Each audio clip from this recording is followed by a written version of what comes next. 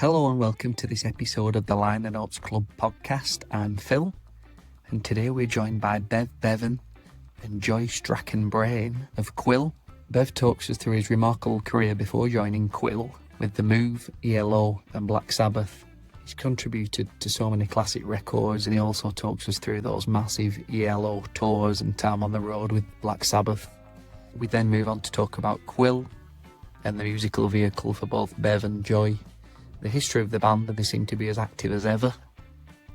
So I hope you enjoy the conversation. As always, if you want to get in touch with me, you can do that at phil@offthefloor.media.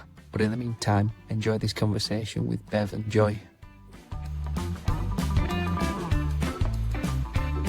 Talk us through those early days in Birmingham, and Bev, what first sort of drew you to the drums? I believe your dad was a drummer. Was there always sort of drum kit set up in the house and music around the house and things like that? No, my dad was a drummer, but I didn't know. So when I was at school and we put a school group together, I said, I'll be the drummer. They got everybody else, the guitarist, bass player, singer. I said, I'll be the drummer. And I hadn't got a clue how to play drums. And so I asked my mum. My dad died when I was 10. Oh, wow. I went and asked my mum, so I'd like to play drums. So could I buy a kit of drums? And there was one, I'd been into Birmingham to music shops, and I found one I really liked, a Broadway Silver Sparkle.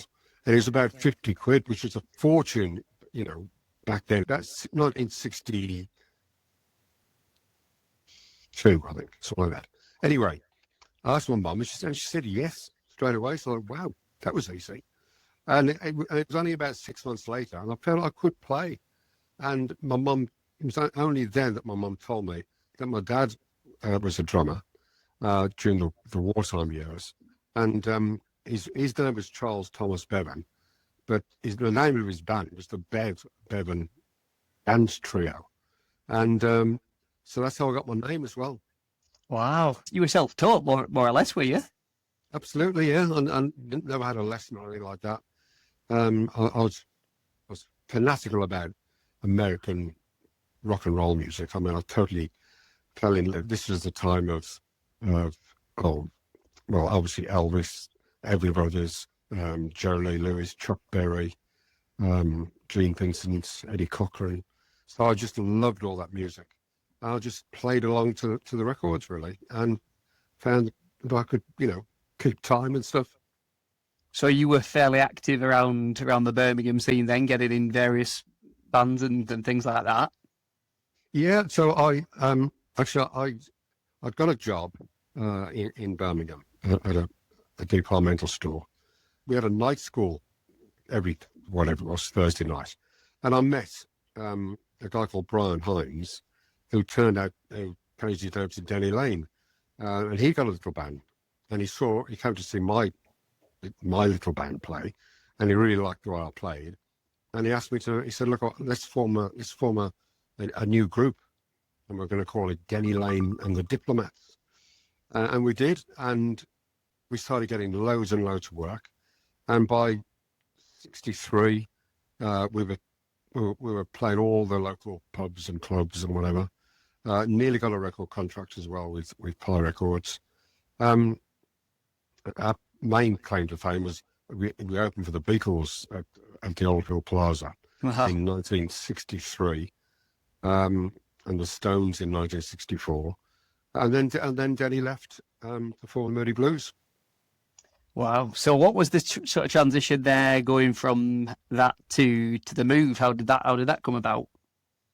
That was another kind of weird story, really good story, really. The original two people whose idea it was to form like a Birmingham supergroup was Ace Kefford and Trevor Burton, and they went to see Davy Jones, which is David Bowie. That's I think it was the Cedar Club in Birmingham, and they started chatting with him, saying, what should we do? How we want to be in a band and make it big, and he recommended. He said, well, just find the best singer, the best guitarist, the best bass player, the best drummer, rehearse like mad, get down to London, audition to people. That's the way to do it. And that's exactly what happened. Hell of a band, I have to say. It was such a tight group. There's so much stuff coming up on Facebook and whatever now of the Move playing. I'm impressed now, even how good we were. Sometimes 5-piece harmonies, and just such a together band. And we got a residency at the Marquee Club in London, and within a month we'd got every record company wanted to sign us, and we did. And we less than a year we were number 2 in the charts with Nigel Fear. Wow. And then there was the small matter of the tour with the notable names, Hendrix and Pink Floyd on the bill. Yeah, I think those days are long gone, aren't they? But that was maybe the last great. I love the fact that it was Hendrix and the Move, top of the bill, and Pink Floyd were third on the bill. But then Amen Corner, they were a great band. They were on that tour as well. Wow. It's not a bad lineup, is it? No. Was that throughout the UK, that particular tour? Yeah, it started at the Royal Albert Halls, which is probably my favourite venue. We just did one show there, but then we went all over the country, all over Britain actually, 2 shows a night. Wow. With about 6 or 7 bands on it. So we only got to play for about 20 minutes, and I think Hendrix did 25. But it was some show. Yeah. Oh, I can imagine. I mean, it's easy to lose perspectives now, decades later, of just what kind of impact all those bands were having at the time and were to have going forward. It's such a formative time culturally. Yeah, absolutely. So sort of mid to late 60s. So then there was the transition to ELO. Can you speak a little bit about how that came about, the transition from the Move to ELO and that period? Well, I mean, the original 5-piece Move was absolutely the best lineup. But then Ace Clifford left, and then Trevor Burton left, and eventually Carl Wayne left. So there was only myself and Roy, and it was Roy's idea to invite Jeff Lynne into the band, but Jeff didn't want to join the Move. He wanted to start a brand new band, but he did join the Move, and we were contractually obligated to make another album. And a weird thing happened, because we put this band together called Electric Light Orchestra, which didn't really work that well. There were too many people, about 8 or 9 or something at the start. And during the same period, we were in the charts with the Move, with California Man, and at the same time in the charts with 10538 Overture with ELO. And I think that's another first. I don't think anybody's done that either. Wow. And then, but live, it was a great record, 10538. It was a Jeff Lynne song. It's what we opened the Quill set with now, actually. And Roy just left and took a couple of the members with him. So Jeff and I had to, rebuild ELO, and we slimmed it down to a 7-piece. Did what the Move didn't do, and concentrated on America, and did lots of American tours, and really made a name for ourselves in America, really, more than Britain to begin with. And of course, the rest is, during the 70s, we were phenomenally successful, really, yeah. Yeah, was the approach very different between the Move and ELO in terms of writing? Was ELO sort of more studio compositions that would then need to be reworked for a touring band sort of thing, or was songs coming quite organically honed during live performance sort of thing? Yeah, Roy was a great songwriter. Wow, he's written so many great songs, but he was quite slow coming up with songs. Jeff seemed much more prolific, but they were done in a similar way. That you go in the studio and you I put my ideas forward, and so does the bass player and the keyboard player or whatever. But we were lucky. I was lucky that I had, I worked with Roy Wood, Jeff Lynne, and Tony Iommi. It's just you, you need a great writer in the band to be successful. And did you feel like you were sort of marking new territory with the ELO stuff? It's such a big, distinctive sound. Was that just something that you felt really excited to be a part of, crafting those songs? Yeah, absolutely. To begin with, it was just the band, but then I think with the El Dorado album, we brought in a big 80-piece orchestra, and we had Lou Clark doing the orchestral arrangements, and that's when the band really took off, and that's when we got our first hit album in America and first hit single before we made it in Britain, really. Wow. What are sort of your standout gigs or moments from that period? Well, we just got bigger. We started off by opening for other people. We did a massive tour with Deep Purple, opening for them, like a 60, 70-day tour. But then, of course, we started having hits in America and hit albums. So we started headlining. And of course, the highlight was the Out of the Blue tour with the Spaceship, playing, arenas, football stadiums. That was 1978. That was the highlight of ELO, yeah.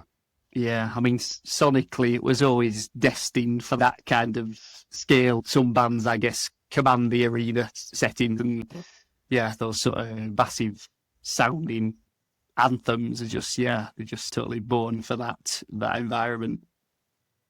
Yeah, I think that was for me was the highlight. 78. I know we had hit albums after that, but I think that was the pinnacle, really. Yeah. And then, of course, you joined Black Sabbath. Yeah, that was great fun. That was 83, 84, back again 86. We're still massive friends. Tony Iommi was, when Joe and I got married, Tony was my best man 3 years ago. Nearly 4 years ago. Yeah. You better get it right. So what? And how did that move into Black Sabbath come about? I'm guessing you'd been friends from the local scene and things like that. Yeah, we were friends way back, probably 1970s. I knew Tony when Black Sabbath, when they were Earth, even before they were called Black Sabbath, and we just got on really well. We've been pals for a long, long time. We still are. So when they made the Born Again album with Bill Ward, the original drummer, it played great on the album. The album's great, but he was having real problems playing live. I'm not even sure what it was, but he just couldn't get himself together for the tour. And it was a tough tour as well. And Tony asked me to be on the tour, and he just brought in Ian Gillan on lead vocals, and plus obviously Tony and Geezer Butler, and Jeff Nichols on keyboards, who he never saw, but he was there. And they were great guys to work with. So we had a couple of years, 83, 84, some really fun times on the road. Oh, I can imagine. There's a few stories in there, and of course, you last time we saw you, you'd mentioned that you'd been to Ozzy's last gig, and you incorporated changes into the Quill set as a bit of a tribute to Ozzy. Yeah, what a way to go out. Yeah, it was. Well, Joe and I went, and we were invited, obviously, and went backstage afterwards. And the show itself at Villa Park was absolutely magical. The atmosphere was extraordinary. The love that Sabbath got, because everyone knew it was the last ever show. Yep. The love that came off from the crowd and from all the other bands that were on was very special. What a special time for everybody to come together and celebrate the a career and a legacy. Yeah, well, Birmingham, I mean, since then, but there's loads of murals in Birmingham that crops up. There's an Ozzy Osbourne exhibition that's going to run forever, I think. So, yeah, it was very special. Yeah. And I spoke to your friend Des Tong recently. He was telling me about your sort of speaking tour about the Birmingham scene. Can you just tell us a little bit about that? Has that been a bit of a labour of love of revisiting all your old haunts and Well, in and around Birmingham? Yeah, I've got a couple coming up next week. Litchfield Garage, and a place in King's Heath in Birmingham, Kitchen Garden. And actually, there's even talk of it as possibly bringing it to Barn Aldwick. Ah. So you never know. But yeah, well, I posed the question to Des when I spoke to him actually, just about why these industrial working class towns and cities have such a great musical output. You know, have you any kind of inkling as to why that might be? Well, yeah, I think not for me personally, but I mean, me and Joy are both so privileged that we spend our whole lives making music. You know, we have never really had proper jobs. But I think with the industrial, see, Tony works in a factory. I mean, it was a horrible job. You know, it's changed these days. There's not so many factories and coal mines and whatever. But there were some horrible jobs. And if people could find any way of making a living, having fun, rather than, you know, clocking in and going down pit. I think that wasn't a reason that industrial cities produce so many bands. Yeah, well, I was speaking to Bobby Elliott from the Hollies. He was saying that he was actually working as an apprenticeship in the mines locally as his first professional gigs were coming in, and so it said to his boss, "Yeah, right, I'm off. I'm going to become a professional drummer." And his boss said, "Yeah, I'll keep your job open for a couple of weeks. I'll see you then," sort of thing. Yeah. But it fascinates me how the big industrial cities do seem to spawn such creative output. You know. Yeah, indeed. So fast forwarding a little bit to the current Quill lineup, we saw you with the back end of last year, I think it was. What a great bunch of people! That was my impression first and foremost, and what a fantastic group of musicians as well. Such a warm group of people. How did that come about for you both, really? Well, for me, Phil, it goes back a long, long way. I was at school with a band called Enigma, which consisted of a school teacher and a couple of students. And we were really keen. It was more folky at the time. And we won a couple of competitions. We went to Butlins, believe it or not, and did a competition there and managed to get ourselves a record deal with Morgan Music in London. Then, as bands at that age do, the one girl went off to teachers training college, and one of the guys went off and got a job somewhere else, left us with just me and the teacher. And so we looked around for some musicians, and we formed, we got a couple of local guys that were looking to do something different, and a guy from Tamworth called Phil Bates, who actually went on to work with Bev later on in ELO Part 2, funnily enough. And they were keen because we got a record contract. So, yes, we gave it a go, and we hadn't really got a name. And the guy that ran the studio, Monty Babson from Morgan Music, said, "Well, what's that feather? You know, the feather with the nib on." Well, it's Quill. He said, "What about Quill?" And that was Quill, and that was in 1972. Wow! So it's been a sort of rotating lineup through the decades. I'm guessing people coming and going. It has. I mean, a few have come and gone a few times. Bill, for one, actually, he's been in and out of the band a number of times. But I've got to say, I've had the most wonderful musicians in the band over the years, and always lovely people. Honestly. Yeah. I you mean, pick up the phone and speak to them any time, and they'd help you out, or I keep threatening we must have a gathering and try and get them all together. I don't know how many there'll be. I'm talking a lot of folk, numerous drummers and guitarists, not so many bass players and not so many fiddle players. Because believe it or not, Kate, the lovely Kate McQuillan on violin, she's been with us 30 years. Oh, wow. So, yeah, it's wonderful. And I'm very privileged because I left school and was in a jobbing band and had some wonderful adventures and wonderful memories. Yeah. Yeah, the current lineup, like I say, the musicianship's fantastic. There's not an ego inside, is there? It's just everybody's there for the right reasons, and it's a real nice Well, thank you. It's a pleasure. real nice collective of people. Yeah, and of course, Bev, I'd known a few years before he joined. We go back a little way. He used to come to the shows to see it, didn't he? Yeah, they used to have a residency at a place called the Three Crowns It was in the 80s, I think. in the 80s. And I was a real fan. Well, I did fancy the lead singer as well. So I did like I liked the band as well. Now they were in Birmingham. They've always been a top name, really. Yeah, I got some dates lined up for the year. we got a lot of gigs actually coming in this year. Yeah, It's looking really healthy. I mean, we always play around the Midlands and always have good crowds because, unfortunately, we didn't have the success. We did try writing for a while, but then we had to make a decision because we were all getting a little bit older. And when Bev had the great success with The Move, they were quite a young band.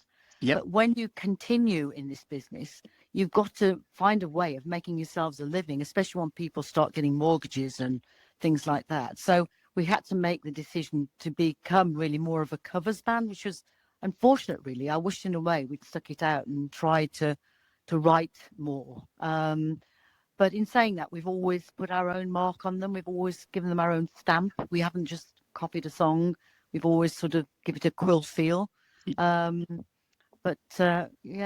Yeah, and there's a nod to your influences and the Birmingham scene in there as well, isn't there? Particularly when I saw you last, it was a pretty eclectic set list. I mean, it was just before Christmas, I think. So there were a couple of Christmas tunes thrown in for good measure. Yeah, really. Goes out. Yeah, I'm out of the Midlands, so our idea of the Midland Beat thing really worked, and we are considering doing a Midland Beat too because such wonderful talent has come out of the Midlands. Oh yeah, and as part, well, I don't want to give too much away, but as part of the show, Bev gives a little speech about the consecutive years in which she featured in the charts. Remind me what the exact number was of consecutive years. Yeah. Well, it was 67 until 82, something like that, I think. And I managed to have it every single year, which I hadn't realised. Somebody pointed it out to me. Yeah, that was. I'm privileged. Yeah, it's great. It's not a bad run, all things considered, is it? No, but I just want to get us back in the charts with Quill now. Yeah, that's it. Yeah. Yeah. Get your streak back. Yeah. Well, but of course you are back in Barnoldswick at the end of May. Yeah, we're doing the Saturday afternoon and then the Saturday evening. Yes, nice afternoon matinee, and then Saturday evening. But yeah, I really appreciate you checking in today, and we'll look forward to seeing you at the end of May.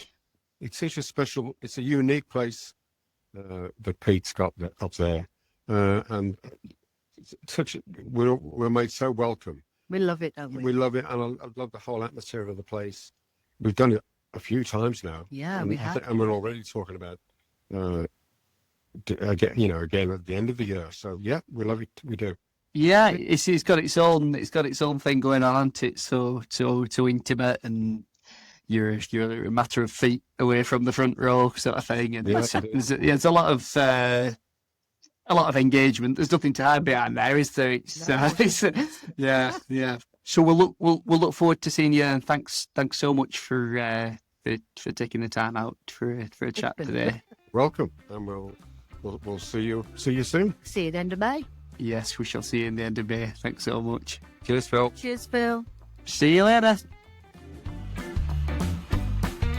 So thanks as always for listening. If you want to get in touch with me, you can do that at phil@offthefloor.media, and also feel free to share these with friends. It's all totally free. And I look forward to seeing you on the next one.